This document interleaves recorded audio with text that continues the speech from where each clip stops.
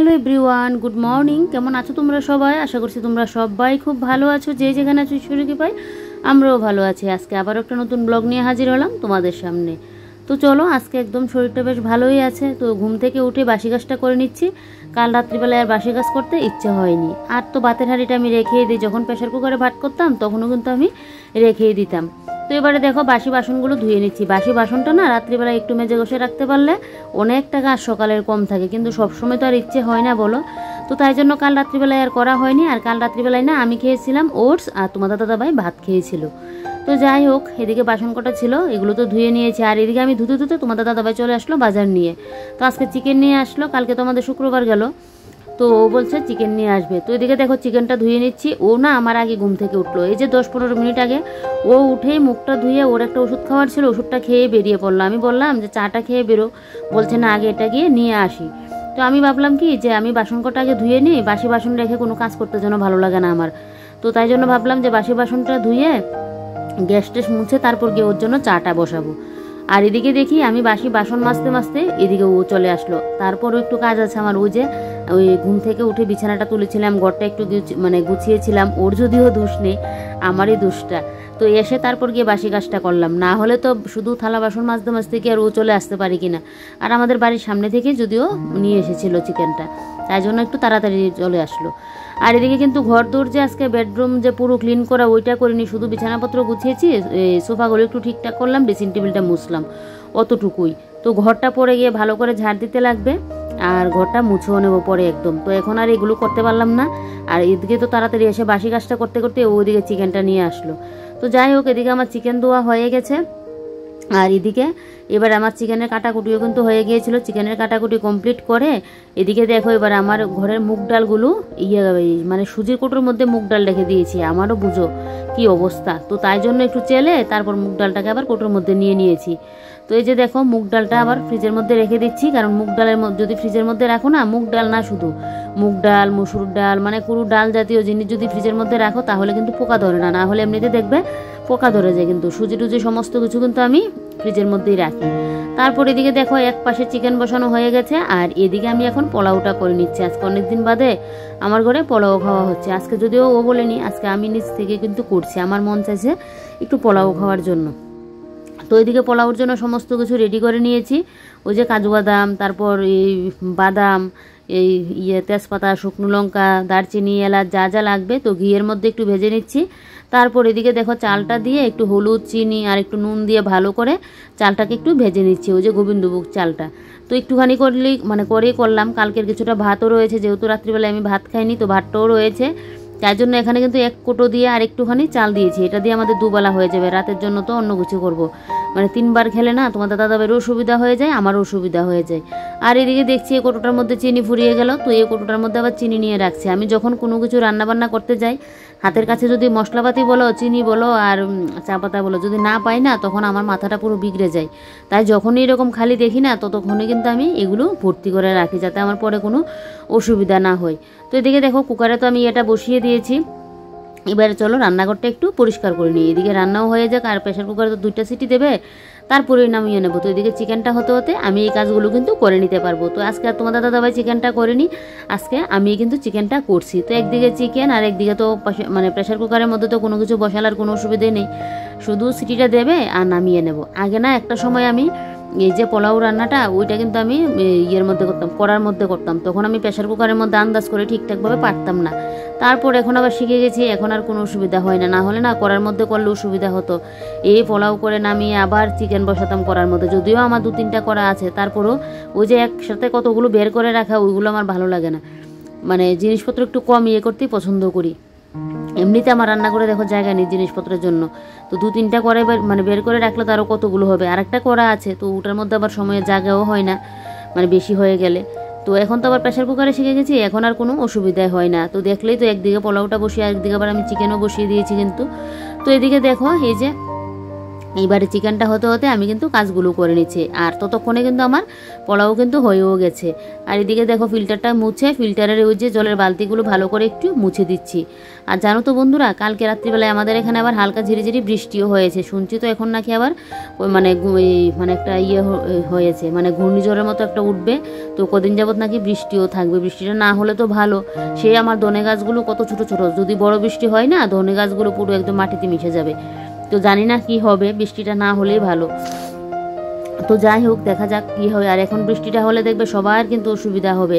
অনেকে দেখবে যাদের বাড়িতে গরু থাকে বন টনের থাকবে, ওই যে এরকম আমাদের বাড়িতে বনের হচ্ছে, লুক দিয়ে বনানো হচ্ছে, তো এগুলো তো আবার মধ্যে দিতে লাগবে, না হলে তো বৃষ্টি হলে তো যা কষ্ট।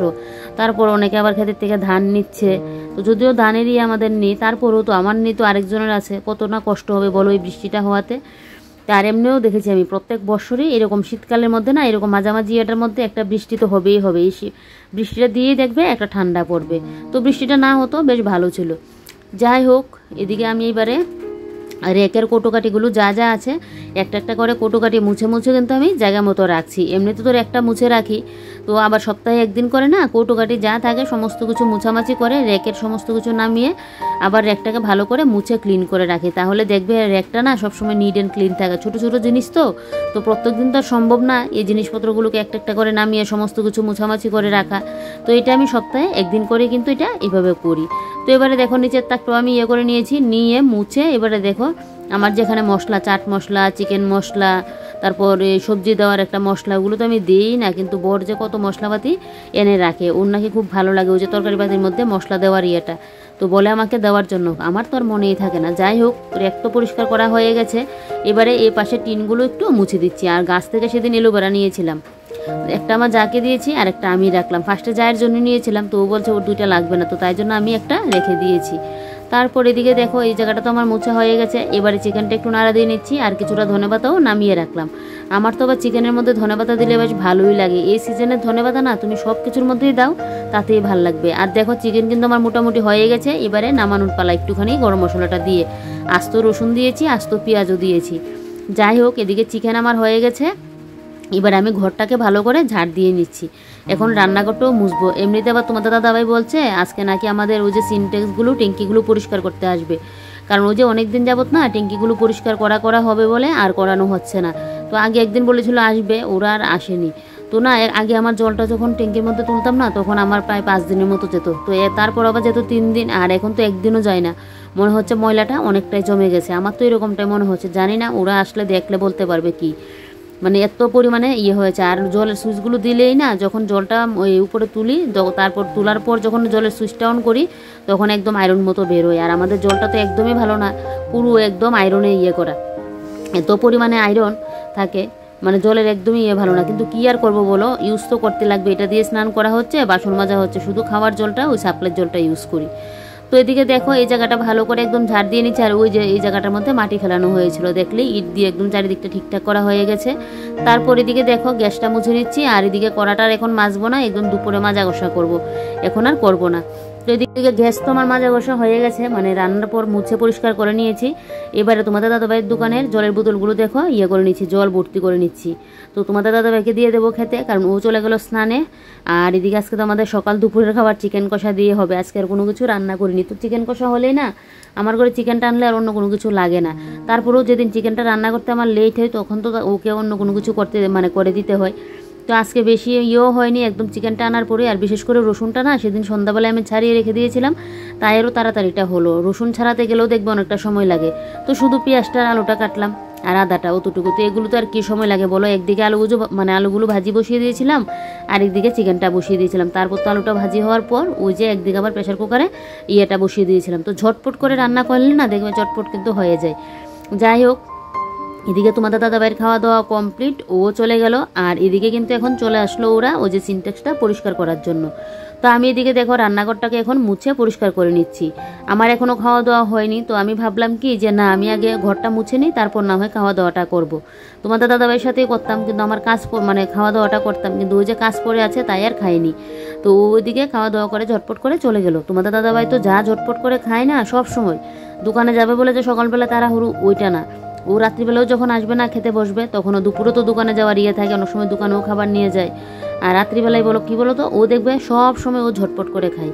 আমি না আবার অত ঝটপট করে খেতে পারি না, আমি আস্তে ধীরে একদম চিবিয়ে চিবিয়ে আস্তে ধীরে গিয়ে খাবো। আমার খেতে বসলে না যা সময় লাগে, তাই জন্য আমি সমস্ত সংসারের সমস্ত কাজ বাজ শেষ করে তারপরে আমি খেতে বসি। যাই হোক, সকালবেলায় বুদ্ধি খাটিয়ে বেডরুমটা একটু ক্লিন করে গুছিয়ে আসাতে একদিকে ভালোই হয়েছে।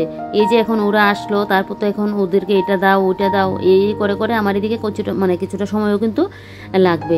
তো যাই হোক, আজকে রান্নাঘরটাকে একদম হাত দিয়ে মুছে পরিষ্কার করছি। আর এদিকে কিন্তু আমি পাখাটাও চালিয়ে দিয়ে রাখলাম যাতে আমার ঘরটা শুকিয়ে যায়। আর দেখো, হাতের মুছা না একদম অন্যরকম হয়। ওই যে তুমি লাঠি দিয়ে মুছো, এই লাঠির মুছাটাই দেখবে অন্যরকম। তবে যে জায়গাগুলোর মধ্যে হাত দিয়ে মুছা যায় না, ওইগুলো আবার লাঠি দিয়ে মুছতে পারলে সুবিধা। তো রান্নাঘরে তো আর আমার তেমন কোনো ইয়ে নেই যে আমার হাত যাবে না, ফ্রিজের তলাটাও মুছতে পারি। তবে ওই যে লাঠিটা হলে ফ্রিজের একদম পেছনের পাশটাও আমি ভালো করে মুছে দিতে পারি। তারপর এদিকে দেখো, আজকে তো চিকেন দেওয়া হয়েছিল, বেসিনটা পরিষ্কার করতে ভুলে গেছি। তো তাই এখন বেসিনটাকে একটু মাজা ঘষা করে পরিষ্কার করে নিচ্ছি। মাছ মাংস যখনই আনবে আমার বেসিনটা একটু পরিষ্কার করতে লাগে, কারণ বেসিনটা পরিষ্কার না করলে আমার যেন একটা কীরকম যেন একটা লাগে। তো তাই জন্য কিন্তু বেসিনটাকে ভালো করে একদম পরিষ্কার করে নিচ্ছি। বেশিক্ষণ কিন্তু সময় লাগেনি, দেখো পরিষ্কার হয়ে গেছে কিন্তু। তো এদিকে আমার খাওয়া দাওয়া কমপ্লিট। আর এই যে দেখো, ওরা এখন ট্যাঙ্কিটা পরিষ্কার করছে। তো ওদেরকে একটা বালতি মগ আরও কী দেওয়ার ওগুলো দিয়ে দিয়েছি। আর জলটা তো এখন ছেড়ে দিয়েছে। আর বলছিল এত পরিমাণে নাকি গাড়টা জমেছে, পুরো একদম আধখানা ট্যাঙ্কি পুরো ফুল হয়ে গেছে। আর তো ট্যাঙ্কিটা মোটরটা বসানোর পর আর ট্যাঙ্কিটা পরিষ্কার করা হয়নি তার জন্য। তো এদিকে এখন ওদের পরিষ্কার করা হয়ে গেছে। তো একজন চা খায়, আরেকজন নাকি চা খায় না। তো আমি ভাবছি কী দেওয়া যায়, তারপরও আবার আরেকজনকে একটু শরবত বানিয়ে দিয়েছি। তো ওরা এখন চলেও গেলো। ও যে আমাদের বাথরুমের ভিতরে শাওয়ার টাওয়ার এগুলোও পরিষ্কার করে দিয়েছে। আর ভিতরের যে একটা ট্যাঙ্কির জলটা, ওইটা নাকি ট্যাঙ্কিটার মধ্যে আয়রনটা পড়েনি, কারণ এটা অনেকদিন আগে একবার আমি আর তোমাদের দাদাভাই মিলে পরিষ্কার করেছিলাম। যেহেতু এটা নিচে ছিল, এটা তো করা যায়, উপরটা তো আর সম্ভব না। তো এদিকে শাওয়ারের সুইচ টুইচগুলো সমস্ত কিছু ওরা পরিষ্কার করে দিয়ে গেছে। তারপর এদিকে দেখো, এবার আমি আমার ঘরটাকে এখন মুছে নিচ্ছি। আর ঘরটা কিন্তু ওই যে ঝাড় দিয়ে তারপরে কিন্তু মুছছি। ঘর দেখবে ঝাড় দিয়ে যদি না মুছো না, বালি তুমি ঘর মুছেও শান্তি পাবে না। তো আমি কি করলাম, ওই যে রান্নাঘরটা যখন ঝাড় দিলাম, এক ফাঁকে এসে আবার কিন্তু এই ঘরটাও ঝাড় দিয়ে গিয়েছিলাম একসাথে। তো যাই হোক, এদিকে এবারে ঘরটাকে ভালো করে একদম মুছে নিচ্ছি। আর এই জুতোগুলো আমার ওই যে ইয়ের মধ্যে তুলে রাখবো, ওইটার কথা যেন আর মনে থাকে না। যতক্ষণ আমি ওই যে ঝাড়ু দিতে আসবো, জুতোগুলো দেখবো, ততক্ষণে মনে হয় কোনো কাজ দেখবে সারাদিন সংসারে তো এত কাজ করতে পারি, কিন্তু এই যে ছোটোখাটো কিছু কিছু কাজ দেখবে মনের ভুলের জন্য না, এই কাজগুলো যেন পরে থাকে। তো এদিকে খাটের তলাটা ভালো করে মুছে পরিষ্কার করে নিয়েছি।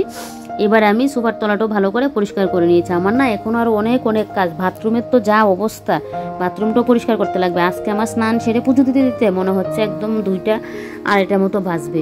তো এদিকে দেখো, এই জায়গাটার মধ্যেও বালি উঠে কি অবস্থা। তো আর গাছগুলো ওই সাইড দিয়ে দিলাম যাতে রোদটা লাগে। আর এদিকে দেখো, এবারে জল ঢেলে এই জায়গাটা ভাবছি একটু ঝাড়ু দিয়ে দেবো, কারণ এত পরিমাণে বালি পড়েছে এই জায়গাটার মধ্যে। যেহেতু এখানে মাটি ফেলা হয়েছে, আর তো মাটিটা না ফার্স্টে এখানে ইট দেওয়া হয়নি, তো তার জন্য আরও মাটিটা এদিক দিয়ে আসছিল। তো তাই জন্য আজকে আবার ইট দেওয়া হয়েছে। তো এই জায়গাটাকে দেখো ভালো করে ঝাড় দিয়ে নিচ্ছি। শুধু বালি। আর ওই যে আয়রন জলটা ফেললো না, অর্ধেক তো আরেকটা ইয়ের মধ্যে ফেললো, যেগুলো একদম চাকা চাকা। আর যে আয়রন জলটা পড়লো ওইটা তো সামনে দিয়ে আসলো, আর জুতোর সাথে সাথে এগুলো সামনে আসছে, ওইখানে গেলেই তো আসছে। আর দেখো পুরো মাটিয়ে যা অবস্থা। উনুনটা ভাবছি আজকে বলবো কাউকে আমাকে এইটা এখানে তুলে দেওয়ার জন্য। উনুনটা বেশি ভার তো, হালকা পাতলা হলে হচ্ছে আমিও তুলে নিতে পারতাম। তো যাই হোক, এদিকে দেখো ওই জায়গাটাকে ঝাড় দিয়ে ভালো করে পরিষ্কার করে নিয়ে এবার আমার স্নানের ড্রেস ফ্রেস নিয়ে চলে আসলাম এখন বাথরুমে। এবার বাথরুমটা পরিষ্কার করে নেব। ওই যে জুতো পরে আসা হয়েছে, আর আয়রন টায়রন পরে যা অবস্থা, ওই যে সুইচ টুইচগুলো খুলে দিয়েছিল। এত পরিমাণে আয়রন বন্ধুরা, তোমাদেরকে বলে বোঝাতে পারবো না। আর আয়রনের ইয়েটা যদি থাকে, ওই যে বের করলো ইয়েটা, ওটা তো তখন আমার আর ভিডিও শ্যুট করা হয়নি, না হলে তোমাদেরকে দেখাতে পারতাম। এত বাজে অবস্থা ছিল, শুধু একটুখানির জন্য 5টার মধ্যে জাম হয়নি, না হলে 5টা জাম হলে তো আরও কষ্ট হতো। বলেছিল এরকম 5-6 মাস পর পর না এরকম পরিষ্কার করলে খুব ভালো। আর এটা তো পরিষ্কারই করা হয়নি, আজকে করানো হবে, কালকে করানো হবে। আজ থেকে 6 মাস আগে একবার বলা হয়েছিল, ওরা আসবে বলে আসেনি। তারপর আবার 1 মাসের মতো হবে বলেছিল এদিন আসবেই, সেই দিনও আসেনি। তো আজকে যাক শেষমেশ সকালবেলায় ফোন করলো, ওরা আসছে। ওদের তো আর একটা কাজ থাকে না, কিন্তু আমার তো এদিকে হচ্ছে না বলো। তো এই যে দেখো এই ট্যাঙ্কির জলটা দিয়ে কিন্তু আমাদের মাঝে মাঝে গরমকাল আসলে স্নানও করা হয়, বেশিরভাগ এটা দিয়ে প্রচুর বাসনকুসনগুলো মাজা হয়। আর এদিকে দেখো বাথরুমের দরজাটাকে ভালো করে কসব্রাশ সাবান দিয়ে ভালো করে মেজে ঘষে পরিষ্কার করে নিয়েছি। এটা এমনিতেও ময়লা হয়েছিল আর এমনিতেও দাগ দাগ পরে আছে, তো তাই এটার মধ্যে তো আয়রনের কোনো হয়নি, কিন্তু দাগ পরে আছে বলে ইয়েটা করলাম। এই জল যেখানেই ফেলবে সেখানেই দেখবে আয়রনের মতো দাগ পড়ে থাকে। আর বাথরুমের বালতি টালতি যা ছিল ওগুলো একদম বাইরে বের করে নিলাম, বাইরে বের করে নিয়েছি। এগুলো পরে নিয়ে আসবে, এগুলোর জন্য না ভালো করে ঝাড়টা দিতে পারি না। আর এদিকে সুইচ টুইচগুলো ভালো করে আমি মুছে নিয়েছি, নিয়ে এবারে দেখো বাথরুমটাকে ভালো করে জল ঢেলে ঝাড় দিয়ে করে নিচ্ছি। আর ওই যে এখন ঝাড়টা দিচ্ছি ওই সাইড দিয়ে না আমাদের ঢালু জায়গাটা, জলটা ওই সাইড দিয়ে না জমে থাকে। এই সাইডটা একটু উঁচু আর ওই সাইডটা দিয়েছে একদম করে, আর জলটা না এখানে জমে গিয়ে একদম পুরো পিছলে হয়ে থাকে। আর এবারে দেখো তোমাদের তো বলেছিলাম বালতিগুলো বের করে নেব, তো বের করা হয়নি, বের করে নিয়েছিলাম আমি পরে, তখন আমি বের করিনি, কিন্তু পরে কিন্তু বের করে পুরো বাথরুমটাকে করে নিয়েছিলাম। যাই হোক চলো বন্ধুরা, এবারে বাথরুমটাকে আরও মাজা ঘষা করতে লাগবে। ব্লগটা মনে হচ্ছে অনেকটা লং হয়ে যাচ্ছে, তাই জন্য ব্লগটা আজকে এখানে শেষ করে দিই। কালকে আবারও কোনো নতুন ব্লগে দেখা হচ্ছে। তোমরা সবাই ভালো থেকো, সুস্থ থেকো, এটাই প্রার্থনা করি। এখন ঘড়িতে মনে হচ্ছে 1:30টার উপরে বাজছে। তো চলো আজকের মতো বাই বাই।